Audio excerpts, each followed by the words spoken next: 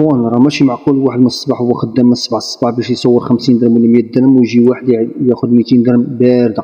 لاحظوا معايا هاد العزيز هاد السينيغال هاد مونامي، ها هو لاح السيد عطاه هاد 200 درهم باش يتخلص عنده، خدا عنده شي ساندويش الماتش. شنو هو غادي يرجع ليه الصرف ديالو. هو حسب شحال عنده، قال لي راه عندك 28 درهم، قال لي ماشي مشكل، قطع 28 درهم وعطيني اخويا الصرف ديالي. كما كتبان لي التقضيه دي واقيلا راه ناصب على مول الحانوت فيها. هو رجع ليه هاد السيد مولي ساندويش الصرف ديالو، كما كتشوفوا ها هو شدو في يدو.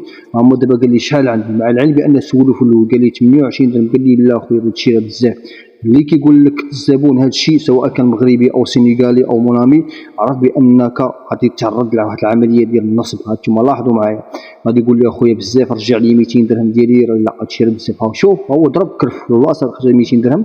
كيبدا يتلفك، انا تقلت عليكم بالعرض الباطئ باش تبان لك. كيشد 200 درهم تيكرفها بالزربه، كيخشيها جيبو هاد العنطيزه هذا كيضربها، كيجي حتى كيبغي يغمق عليك باش يدير لك واحد 200 درهم بارده من الصباح. هو ناعس ويجي ياخذ 200 درهم بارده وانت غرق اولدي، موت مع راسك، دبر راسك. هانتوما لاحظوا معايا هو ضربه جيبو، كيبدا يدوي معاه باش يتلفوا بالهضره بشحال هادي اش دارت هادي اش ما فعلات هادي. ولكن تبارك الله التاجر هذا كان على بال وما تعرضش لعمليه النصب. قال لي جبد لي داك الصرف باش حسب لك الصرف باش يدير لي الدواخه. الساعه السيد عاقبيه وصيفطوا بحال هاد السلعه. وقال لي هاز معاه 100% غادي يكون ناصب على شي مول حانوت، وتمناو هاد التاجر اللي تنصب عليه يصيفطنا هاد الفيديو. السلام عليكم، بارطاج الاخوان، الله يسخر الامور.